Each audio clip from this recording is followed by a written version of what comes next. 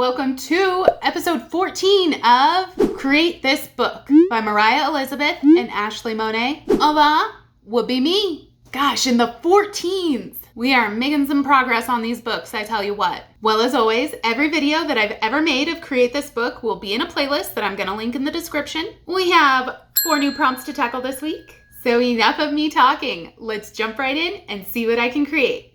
First prompt of the week, create your favorite. Make this page your favorite. Okay, asking me to make one page my favorite, like out of all of the pages, that is a lot of pressure. And I'm not normally one to spoil what's ahead, but the next prompt, of course, is to make the next page my least favorite. Now, I have no desire to deliberately make a page in my book that I dislike. So I'm going to change it up a little bit. Let's give it a category to narrow it down. I decided to create my favorite season. I figured it would be easy enough to pick a clear favorite and least favorite in that category. I'm going to cover this little heart doodle with a golden orange leaf, which if that isn't a dead giveaway as to my answer, well, my favorite season is autumn. Ah, crap, I have naked hands. Hold that thought while I just slip these back on. Whew, close call, now I can focus. But yes, autumn. I love the fall. The beautiful colors of the changing leaves, the brisk air, not too cold but rarely hot. I love sunny autumn days, but my favorite are the rainy autumn days. I touched on this a little with my Paradise page in Create This Book 3, but there's just something so serene about that cozy feeling I get looking out a window, watching that autumn rain sprinkle down. Just makes me want to throw on a cozy sweater and sip a hot cup of something. Coffee, tea, cocoa, yes. Warm, fuzzy feelings. Now, I had to toss a cat sitting in the windowsill because is there ever not? Certainly there always is in my house. Funny enough, though, I didn't sketch this with the intention of these hands or this cat or this window being mine. It just sort of unfolded that way. I guess we just naturally kind of end up drawing what we see the most. I don't know. But the spiral started with this brick wall surrounding the window, which, let me think, that's definitely in my house. But that was just the start. I decided to work on that fall foliage outside the window. I've always liked that there's just a bunch of trees for the view outside of my living room. And when they start to change colors, oh my gosh, it is such a pretty view. I made sure to use watercolor for the background up to this point just because it lets you pretty effortlessly blend all of those yellows and oranges and browns that you might see on a lovely autumn day. Once I got to the foreground, though, I decided to switch over to alcohol markers, and in an effort to take away from this being me, I chose colors for the hands that were considerably lighter than what I would have chosen for myself. So imagine my astonishment when I started coloring and felt like these colors looked so much more accurate to my skin tones than any other time I have colored myself. But with that, I said to hell with it and just embraced that I was now drawing myself. I colored the sweater to look like one of my favorites and added some of my favorite dark nail polish. Thinking about it now, once I decided this was going to be me, I really should have added my hand tattoos. Well, next I had to color this kitty.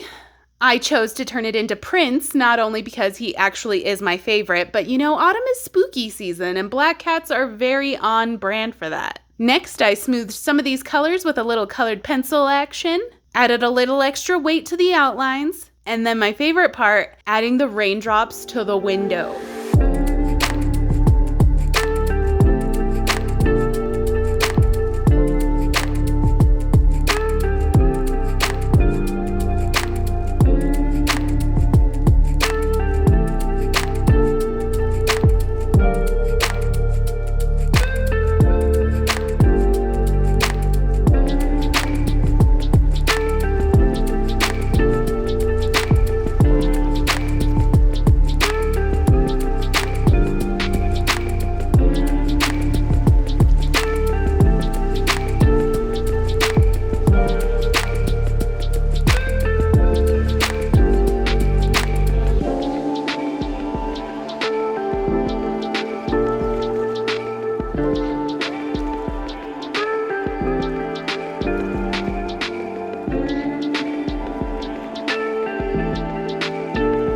Now a couple of little highlights, and this one is good to glue in the book.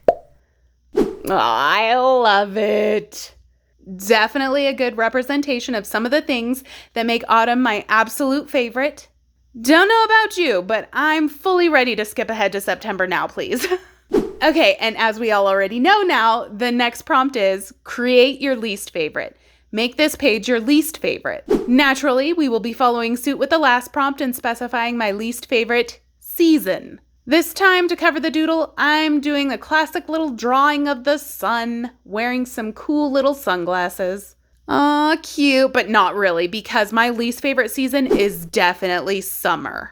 Don't get me wrong, summer is beautiful, there's no denying that, and the first week or so is usually quite enjoyable for me. Like the kids are out of school, my spring allergies have finally calmed down. I spend a lot of time outside. But then the heat. Oh, the wave of heat that hits. And it immediately jumps from like a nice 65 degrees to 85, nothing in between. Don't even get me started on the days that hit over 100. I'm sorry, is this hell? I don't know, maybe I can chalk it up to being plus sized, but I'm just not built for the heat. It is so miserable. There's nothing glamorous about tucking paper towels under your tatas to soak up all of the sweat. I hate being hot. I will 100% choose being cold any day over being hot. Like if you're cold, you could put more clothes on, wrap yourself in a blanket, whatever. But when you're hot, there is only so much you can take off before you're just standing there, naked in front of a fan, praying to the gods for relief. So that's what I drew here. I roped Presley in on this one. He's our only long-haired cat, and I feel so awful for him in the summer. Like his belly hair gets all curly from his sweat. Poor little dude. He needs some cool air too.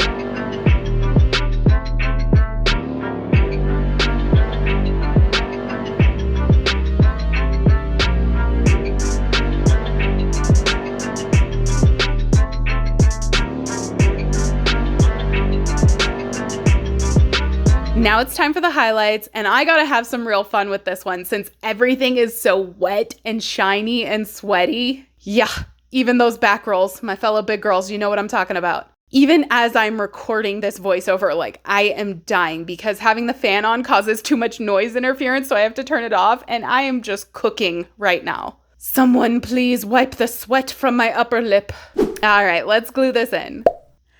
I'm happy with the drawing and how it came out, but I will say this does kind of fit the bill for my least favorite page because I look at it and I feel the misery, I feel the suffering. All right, next prompt. Create a page of emotion.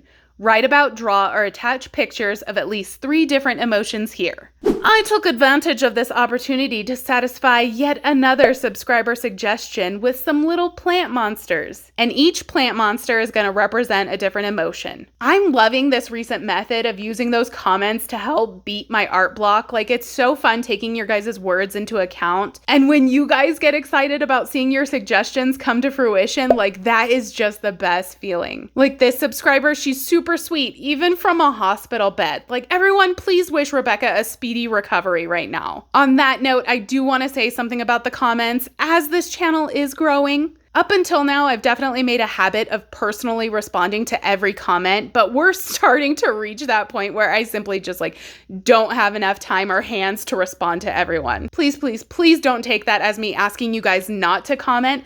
Like, I read every single comment, and those sweet ones, oh my gosh, they really do inspire me to keep posting on YouTube. I love this little community we've built. So if you comment something wonderful and I don't respond, but I just give it like a little heart, know that that's me saying, oh my God, thank you. You're so wonderful. I'm so happy that you're here, because honestly, that is how I feel. I love you guys so much, and I will go toe to toe with any other YouTuber on who has the best subscribers, because I definitely think I do. But back to these plant monsters. I started painting one of the plants before realizing I should actually do the pots before the plant. Duh. The sleep deprivation is starting to manifest in little mistakes like this. So I wanted to use kind of fun pastel colors for these pots to contrast that black background. First, I chose a nice sky blue for this hanging string of pearls plant monster. The way the pearls hang, it makes me kind of think of falling tears. So I'm going to make this one represent sadness. And to make him monstery, some of those pearls are actually going to be additional eyeballs. Next is a dark lavender snake plant monster. I'm going to make this one represent happiness. It's going to have 4 eyes, and those snake plant leaves are actually going to be tentacles. Ooh. Next, I use this sweet little baby pink on this plant monster. My guess is it's some type of ivy. My guess, like I didn't paint it. But anyways, I want this one to represent fear. It's going to have 3 eyes, but then it's going to be using its leaves to kind of cover them up. Ooh, maybe it'll be peeking out like the way I do when I watch horror movies. And last, I'm using this light tangerine orange for our final plant monster, a cactus. This one's going to be anger. I love that for it because the little arms of the cactus almost look like somebody ready to throw fists, right? Then I just painted random circles of the same colors to give the background a little pizzazz.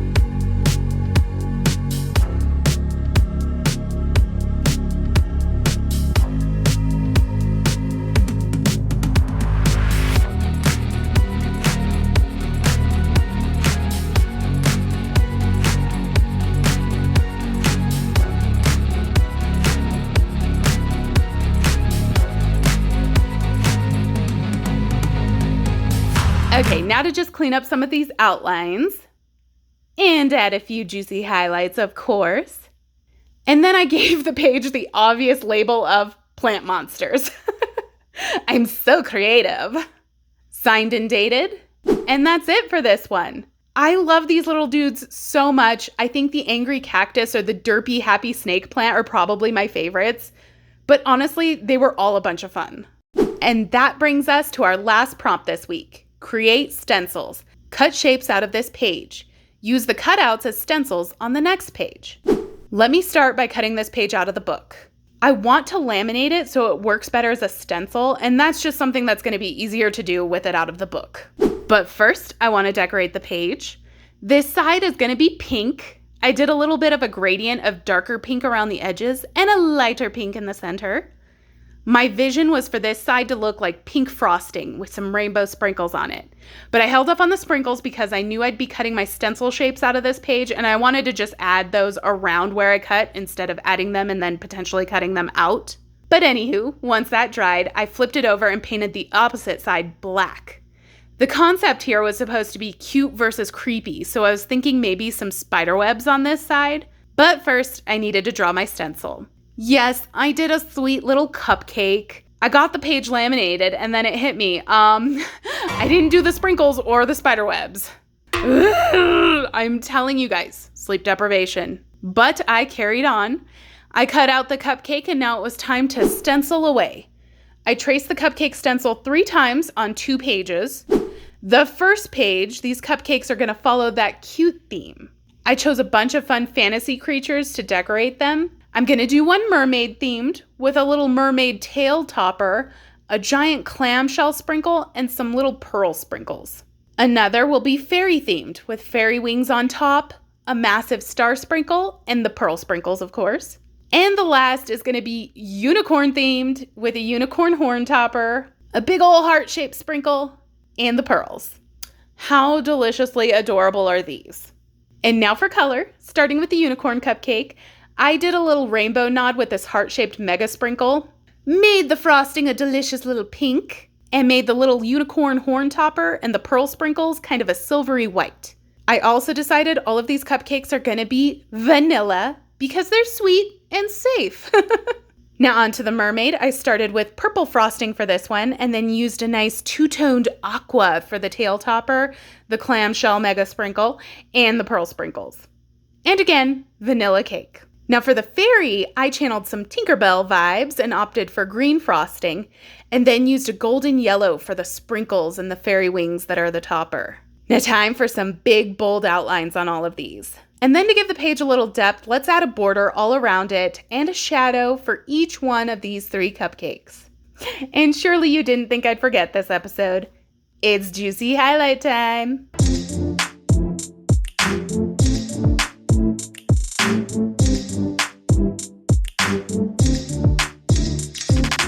Now for the 3 cupcakes on the other side, we're gonna go creepy, yes, with a few of my favorites. First is a vampire cupcake. Y'all have been loving the vampy stuff lately, and so have I. So I threw some fangs on top of this one. Next I had to do a fun witchy cupcake. Sweet and simple with just a little witch hat topper. Now to finish off this creepy set, I had to go with my personal favorite, a zombie cupcake. I had to scrap a few ideas before I settled on just this detached zombie finger. That works. Now for color, I started on the zombie cake, making that little finger look nice and rotted. I wanted to keep all of the same frosting colors from the cute side, so I'm gonna make this one pink, kind of like brains, you know? And all of these cupcakes are gonna be chocolate, crossing over to the dark side. For the witch, I kept it super simple. Green for the frosting and black for the witchy hat topper, and of course the pearl sprinkles. She cute. And lastly, the vampire.